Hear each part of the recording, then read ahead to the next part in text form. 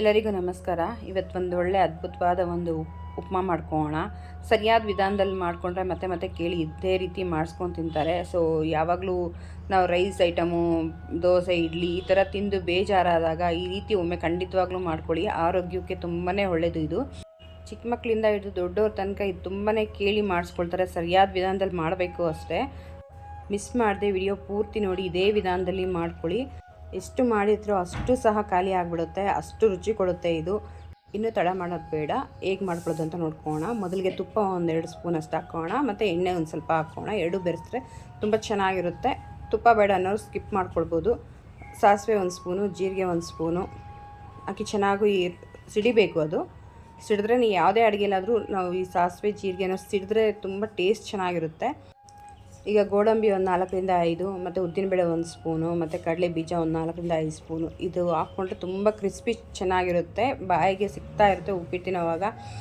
ಇನ್ನು ಉಪ್ಪಿಟ್ಟಲ್ಲಿ ಯಾರೆಲ್ಲ ಕಡಲೆ ಬೀಜ ಹಾಕಿಲ್ವೋ, ಸೊ ಖಂಡಿತವಾಗ್ಲೂ ಹಾಕ್ಕೊಳ್ತೀನಿ, ಮಿಸ್ ಮಾಡಿದೆ. ಸೊ ತುಂಬ ಚೆನ್ನಾಗಿರುತ್ತೆ. ಮತ್ತೆ ನೀವೇ ಹಾಕ್ಕೊಂಡು ತಿಂತಿರ್ತೀರ. ಸೊ ಅಷ್ಟು ಚೆನ್ನಾಗಿರುತ್ತೆ. ಯಾರೆಲ್ಲ ಉಪ್ಪಿಟ್ಟಿಗೆ ಕಡಲೆ ಬೀಜ ಹಾಕ್ತಿರೋ ಅವ್ರು ಕಮೆಂಟ್ ಮಾಡಿ. ನೋಡಿ ಚೆನ್ನಾಗಿ ಫ್ರೈ ಆಗ್ತಾಯಿದೆ. ಈ ಟೈಮಲ್ಲಿ ನಾವು ಕರಿಬೇವಿನ ಸೊಪ್ಪು ಮತ್ತು ಖಾರ ತಕ್ಕಷ್ಟು ಹಸಿಮೆಣ್ಸಿಕಾಯಿ ಹಾಕೋಣ.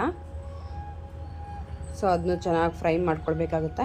ಸೊ ಟೊಮೆಟೊ ಮತ್ತು ಈರುಳ್ಳಿ ಒಂದೊಂದು ದೊಡ್ಡ ತೊಗೊಂಡಿದ್ದೀನಿ. ಸೊ ಅದನ್ನು ಸಣ್ಣಗೆ ಹಚ್ಕೊಂಡು ಹಾಕ್ಕೊಂಡು ಚೆನ್ನಾಗಿ ಫ್ರೈ ಮಾಡ್ಕೊಳ್ಬೇಕು.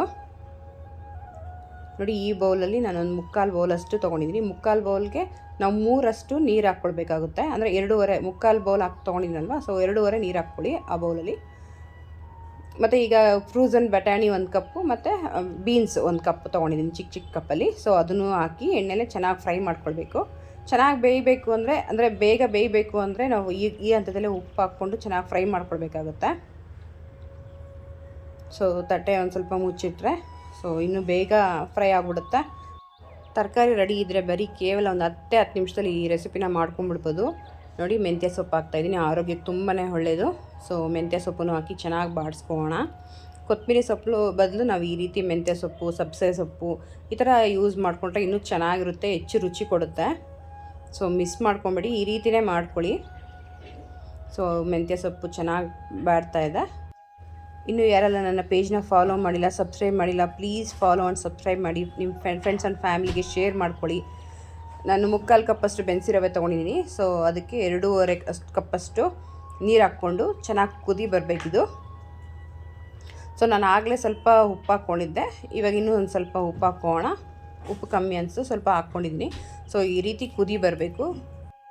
ನಾನ್ ಸ್ಟಿಕ್ ಪಾತ್ರೆಯಲ್ಲಿ ಅಡುಗೆ ಮಾಡುವಾಗ ಈ ರೀತಿ ವುಡನ್ ಸ್ಟಿಕ್ ಬಳಸಿ. ಸೊ ಅದರಿಂದ ನಮ್ಮ ನಾನ್ ಸ್ಟಿಕ್ ಡ್ಯಾಮೇಜ್ ಆಗೋಲ್ಲ. ಸೊ ತುಂಬ ದಿನ ಬಾಳಿಕೆನೂ ಸಹ ಬರುತ್ತೆ.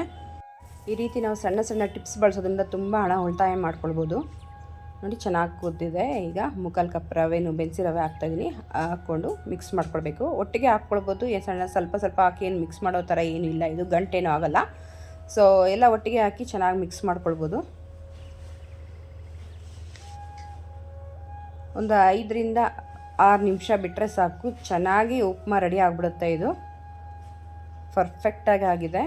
ಸೊ ಫುಲ್ ಗಟ್ಟಿನೂ ಆಗಬಾರ್ದು, ತೆಳುವೂ ಆಗಬಾರ್ದು, ಮೀಡಿಯಮ್ ಈ ರೀತಿ ಇರಬೇಕು. ಬಿಸಿಲೇ ಕೊಟ್ಟರೆ ಮೊಸರು ಜೊತೆ ಇನ್ನೂ ಅದ್ಭುತವಾಗುತ್ತೆ, ಅಥವಾ ಚಟ್ನಿ ಜೊತೆ ಸರ್ವ್ ಮಾಡ್ಕೊಳ್ಬೋದು, ಇನ್ನೂ ಚೆನ್ನಾಗಿರುತ್ತೆ. ಹೋಟೆಲಲ್ಲಿ ನಾವು ತಿಂತೀವಲ್ವ, ಸೇಮ್ ಅದೇ ಹದದಲ್ಲಿರುತ್ತೆ. ತುಂಬ ಚೆನ್ನಾಗಿರುತ್ತೆ. ಬಾಯಲ್ಲಿಟ್ಟರೆ ಕರ್ಗೋಗುತ್ತೆ, ಅಷ್ಟು ಚೆನ್ನಾಗಿರುತ್ತೆ. ಆ ಸೆಂಟ್ರಲ್ಲಿ ಒಂದೊಂದು ಕ್ರಿಸ್ಪಿಯಾಗಿ ಕಡಲೆ ಬೀಜ ಮತ್ತು ಉದ್ದಿನಬೇಳೆ ಸಿಗ್ತಾ ಇರುತ್ತಲ್ವ, ಎಕ್ಸ್ಟ್ರಾಡಿನರಿ ಆಗಿರುತ್ತೆ. ಅದರ ಜೊತೆ ಆ ಮೆಂತ್ಯ ಸೊಪ್ಪಿನ ಫ್ಲೇವರ್ ಆಗಲಿ ಅಥವಾ ಬೀನ್ಸು ಬಟಾಣಿ ಆಗಲಿ ಅಷ್ಟು ಅದ್ಭುತವಾಗಿರುತ್ತೆ. ಒಂದೊಂದೂ ಕಾಂಬಿನೇಷನ್. ಈ ರೆಸಿಪಿ ನಿಮ್ಗೆ ಇಷ್ಟ ಆಗಿದೆ ಅಂತ ತಿಳ್ಕೊಳ್ತಾ ಇದ್ದೀನಿ. ಹೊಸ ರೆಸಿಪಿಯೊಂದಿಗೆ ಮತ್ತೆ ಸಿಗೋಣ. ಅಲ್ಲಿ ತನಕ ಟೇಕ್ ಕೇರ್, ಬಾಯ್. ನಿಮ್ಮ ದಿನ ಶುಭವಾಗಿರಲಿ.